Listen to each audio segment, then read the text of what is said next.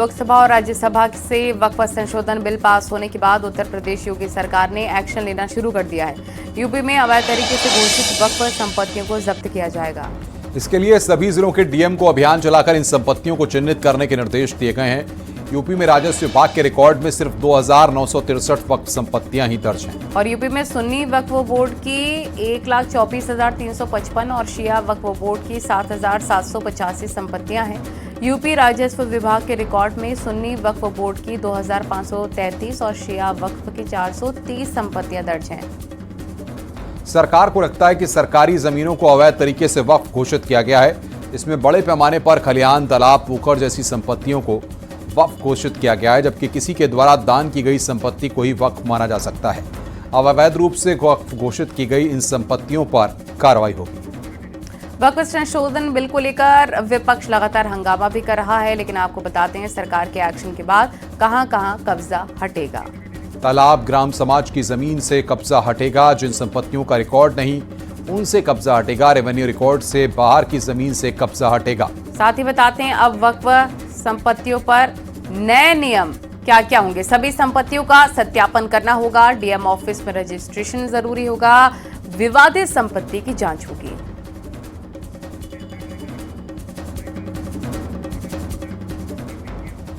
लखनऊ के करबला अब्बास बाग के लोगों की नजर अब वक्फ अमेंडमेंट बिल पर टिकी है।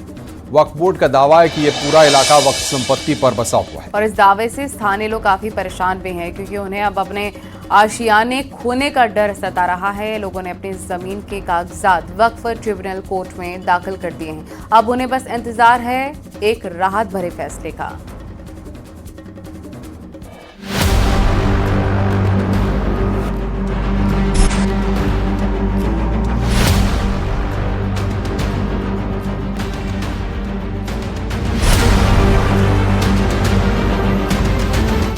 लखनऊ के ठाकुरगंज इलाके में मौजूद करबला अब्बास बाग बीते कई महीनों से चर्चा में है।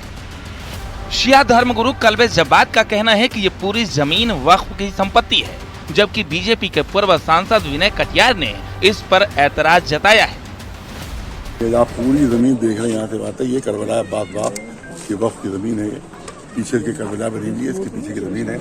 इसके सारे कागज मौजूद हैं और सारे पत्रावलियाँ सब मौजूद हैं। वक्फ बोर्ड में दर्ज है ये। और यहाँ के ऊपर बेमानियाँ करके इन लोगों ने नकली दस्तावेज बनाए हैं। तो वो दुबग्गा नहीं बल्कि थाना ठाकुरगंज क्षेत्र की वो ज़मीन है और पूरी तरीके से एक शख्स, कुछ लोग जो कहते हैं ये वफ़ की जगह नहीं है और कुछ लोग कहते हैं ये जगह वफ़ की है।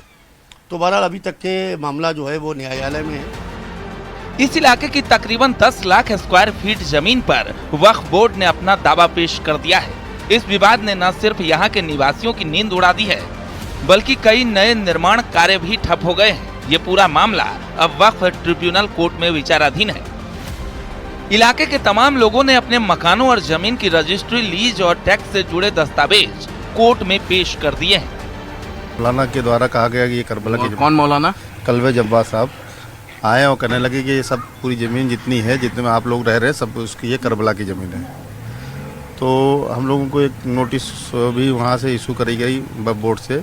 हम लोगों ने अपने अपने कागज़ वहाँ पे पेश किए, तो वहाँ पे भी हमने कागज़ दिखाए, तो वहाँ से भी रिपोर्ट बन के आई है कि ऐसा है कि वक्फ बोर्ड की ज़मीन ये नहीं पाई गई। ये नहीं पाई। लोगों की उम्मीद वक्फ संशोधन बिल से बंध गई है। उन्हें विश्वास है कि जैसे इस बिल को अमल में लाया जाएगा, उन्हें कानूनी तौर पर राहत मिल सकेगी। अब वक्फ ट्रिब्यूनल से ये फायदा होगा कि हम उसके अपने डॉक्यूमेंट्स पेश कर सकते हैं। लगे हुए हैं हमारे डॉक्यूमेंट्स। अब अगर वहाँ से जो भी डिसीजन आएगा, हम आगे चल के अपील में जा सकते हैं। ऑलरेडी पहले अपील नहीं कर सकते थे, अपील होती तो वक्फ ट्रिब्यूनल में ही होती, लेकिन अब हम सिविल कोर्ट भी जा सकते हैं, हाई कोर्ट भी जा सकते हैं और सुप्रीम कोर्ट भी जा सकते हैं। करबला अब्बास बाग ही नहीं, बल्कि यूपी में ऐसे सैकड़ों मामले हैं जहां जमीनों को लेकर विवाद जारी है। ऐसे में वक्फ संशोधन बिल उन सभी लोगों के लिए एक उम्मीद की किरण बनकर सामने आया है, जो कई वर्षों से अपनी संपत्ति के अधिकार के लिए कानूनी जंग लड़ रहे हैं। Bureau report, news 18।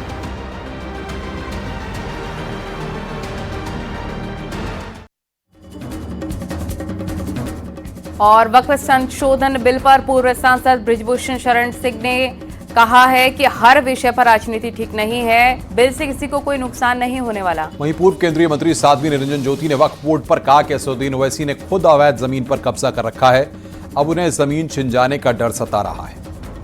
जो विपक्ष के लोग हैं उनको हर विषय पर राजनीति करनी है। अभी आपने देखा होगा कि मोदी जी के सरकार बनने के बाद सैकड़ों कानून ऐसे थे जो निष्प्रयोजित हो चुके थे, जिनकी कोई जरूरत नहीं थी, अंग्रेजों के समय बनाए गए थे, उनको समाप्त किया गया। इस बिल से किसी का कोई नुकसान नहीं है, इसीलिए मुस्लिम समाज के लोग भी बढ़ चढ़ करके स्वागत कर रहे हैं। और एक बात जान लेना चाहिए कि मोदी सरकार ने अगर फैसला लिया है और गृह मंत्री जी ने किसी विषय को उठाया तो पूरा होगा, उसमें कोई दो राय नहीं है। वक्फ बोर्ड के माध्यम से बहुत सारे ऐसे लोग हैं जिन्होंने जमीन को कब्जा करके रखा है। वो जमीन वक्फ बोर्ड से कहीं जाएगी नहीं, लेकिन जो अवैध तरीके से कब्जा किए हुए हैं उन्हीं में से जो गरीब तबके मुसलमान हैं उनको उसका अधिकार दिया जाएगा। वक्फ बोर्ड की जमीन मुसलमानों को छोड़ करके और कोई लेने वाला नहीं है। ओवैसी ने दीदी बिल को फाड़ा है लोकसभा में, इसको लेकर के आप किस तरह? ओवैसी को परेशानी ये हो कि खुद ही जमीन कब्जा किए हुए हैं। अब उनको लग रहा है कि ये वक्फ बोर्ड पास हो गया तो कहीं हमारी जमीन न छीन जाए। उनके मन में कुछ रह गया है। पीड़ा इस बात की नहीं है कि बिल ये आया तो इसमें मुसलमानों को नुकसान हो रहा है। दर्द इस बात का है जो चंद मुट्ठी भर मुस्लिम जो थे, जो उस वक्फी ज़मीनों को गलत तरीके से दुरुपयोग कर रहे थे, उनका दुरुपयोग होना बंद हो जाएगा, पारदर्शिता बढ़ जाएगी। और एक आम मुसलमान है, चाहे वो पसमानदा मुसलमान है, ओबीसी मुसलमान है, या हमारी 3 तलाक की बहनें हैं, या अन्य हमारी मुस्लिम बहनें हैं, इन सब के लिए उस वक्फ का लाभ मिलेगा, इस बात की चिंता है उन्हें। सीएम योगी ने वक्फ बोर्ड को लेकर बड़ा हमला बोला। सीएम योगी ने कहा कि वक्फ के नाम पर जगह जगह कब्जे किए गए, लेकिन यूपी में माफियागिरी नहीं चलेगी। वक्फ संशोधन बिल पर समाजवादी पार्टी ने एक बार फिर से बीजेपी पर निशाना साधा। सपा प्रवक्ता ने इस मुद्दे पर सुप्रीम कोर्ट का रुख करने की बात कही है। देखिए रिपोर्ट।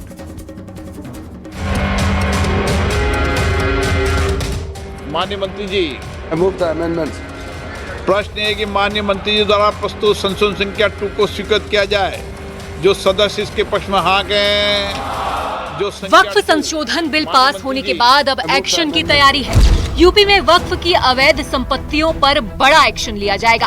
वक्फ को लेकर सीएम योगी ने साफ किया है कि यूपी में माफियागिरी नहीं चलेगी। कुंभ का आयोजन करने जा रहे थे, उस समय वो बयान दे रहे थे कि प्रयागराज में कुंभ की भूमि भी वक्फ की भूमि है। अबे हमने कहा ये बोर्ड क्या भूमाफिया बोर्ड हो गया क्या? भूमाफिया प्रदेश में नहीं चल सकते। माफियाओं को तो हम पहले ही विदा करा चुके हैं प्रदेश से। अब उत्तर प्रदेश में माफियागिरी नहीं चलेगी। वक्फ संशोधन बिल पर समाजवादी पार्टी ने एक बार फिर बीजेपी पर निशाना साधा।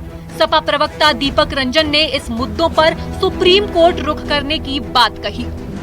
इसमें बहुत बड़ा खेल है और भारतीय जनता पार्टी की निगाहें जो है वक्फ की जमीनों पे गड़ गई, लेकिन हम समझते हैं कि हम लोग माननीय न्यायालय का दरवाजा खटखटाएंगे, मुस्लिम समुदाय के लोग माननीय न्यायालय का दरवाजा खटखटाएंगे। अधिकारियों की माने तो प्रदेश में वक्फ घोषित की गई 98% संपत्तियों में किसी का कोई आधिकारिक रिकॉर्ड नहीं है। इनमें अधिकतर जमीनें ग्राम समाज की है, जिनमें खलिहान, तालाब, पोखर जैसी संपत्तियां शामिल है। अधिकारियों का कहना है कि ऐसी जमीनों को वक्फ नहीं माना जा सकता है। इसकी पहचान कर जब्त किया जाएगा। न्यूज़ 18 के लिए ब्यूरो रिपोर्ट। वक्फ संशोधन बिल के समर्थन में कई मुस्लिम मौलाना और हज कमेटी के अध्यक्ष भी हैं। मौलाना बरेलवी ने वक्फ बिल पास होने पर सरकार का शुक्रिया अदा किया। दिल्ली हज कमेटी के अध्यक्ष कौसर जहां ने कहा कि वक्फ बिल से ऐसी उम्मीद जगी है जिससे मुस्लिम समाज की बेहतरी में मदद मिलेगी। मैं हुकूमत का शुक्रिया अदा करता हूं और मैं भारत के तमाम शहरियों को मुबारकबाद पेश करता हूं। और फिर मैं आम मुसलमानों को यकीन दिलाना चाहता हूं कि वक्फ संशोधन बिल से किसी को कोई खतरा नहीं है। हमारी तमाम मस्जिदें, मदरसे, खानकाहें, ईदगाहें, कब्रिस्तान, इन तमाम मजहबी मकामात को किसी तरीके से कोई खतरा लाहिक नहीं है। हाँ, खतरा उन लोगों को है जो भूमाफिया टाइप के हैं और उन्होंने वक्फ की करोड़ों रुपए की संपत्ति दबा रखी है और उसकी आमदनी अपनी पॉकेट में रखते हैं। और ये कौम की बेहतरी के लिए है और समय की मांग है। मैं ये कहूँगी कि इसका फ़ायदा अब जो है कौम की बेहतरी के रूप में सदियों तक आप देखेंगे इंशाल्लाह। अगर वो वाकई में मुसलमान कौम की हितैषी हैं तो वो ऐसी बातें नहीं करेंगे ना। देखिए, इसका विरोध वही लोग कर रहे हैं जो वोट बैंक पॉलिटिक्स में इंडल्ज करते हैं या जो वाकई में नहीं चाहते हैं कि मुसलमान कौम के लोग जो है ना उनके चंगुल से बाहर आए। हो जाए तो ये अच्छी बात है, होना चाहिए, क्योंकि गरीब मुसलमान तक कुछ नहीं पहुंचता। जो बड़े धन्ना सेठ हैं, जैसे मैं कई बार कह चुका हूँ इस बात को, जो धन्ना सेठ लोग हैं, जो बड़े लोग हैं, उन्हीं के पास सारी प्रॉपर्टीज़ हैं। मैं तो सरकार से एक आग्रह ये भी करना चाहता हूँ कि सबसे पहले ये जो मुसलमानों के ठेकेदार बने फिर रहे हैं और अपने आप को मुसलमान का भी, धर्म का भी ठेकेदार मानते हैं और चाहते हैं कि भाई ये हमारी आवाज़ पे तमाम मुसलमान इकट्ठा हो जाए, चल जाए और कहीं हम जो चाहें, जैसा चाहें मुसलमानों को वैसा चलाएं, इन लोगों की क्लास पहले ली जाए और इनकी प्रॉपर्टियों की जांच की जाए। मुंबई से लखनऊ आ रही इंडिगो फ्लाइट में यात्रियों का आप देख रहे हैं न्यूज भगाते नजर आए। किसी यात्री ने वीडियो बना लिया और सोशल मीडिया पर शेयर भी किया है। यात्रियों ने इंडिगो एयरलाइन से नाराजगी जाहिर की और सफाई व्यवस्था सुधारने की मांग की है। देखिए,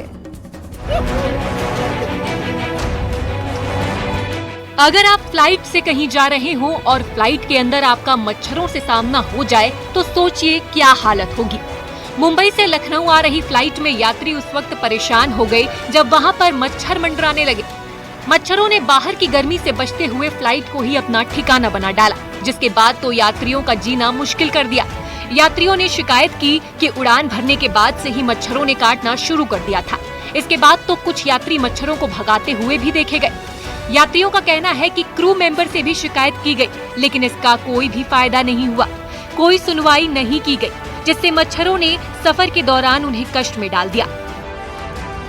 इंडिगो की फ्लाइट 6E643 का ये वाकया है।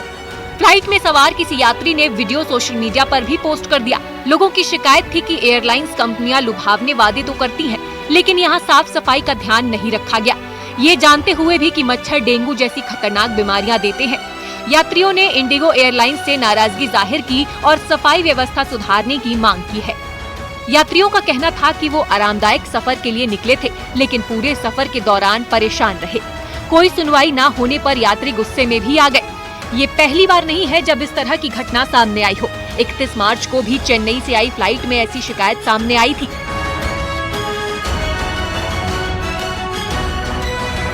यात्रियों ने शिकायत की थी कि उड़ान भरते ही मच्छरों ने काटना शुरू कर दिया था।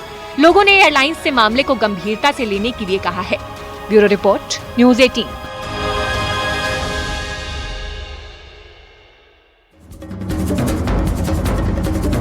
और झांसी से एक चौंकाने वाला मामला सामने आया। एक महिला के सुसाइड करने के पीछे दावा किया जा रहा है कि नवरात्र में मासिक धर्म आने से उसने अपनी जान दे दी। आनन फानन में परिजन महिला को अस्पताल लेकर गए, लेकिन डॉक्टर उसकी जान नहीं बचा सके। इलाज के दौरान ही उसने दम तोड़ दिया। ये रिपोर्ट देखिए।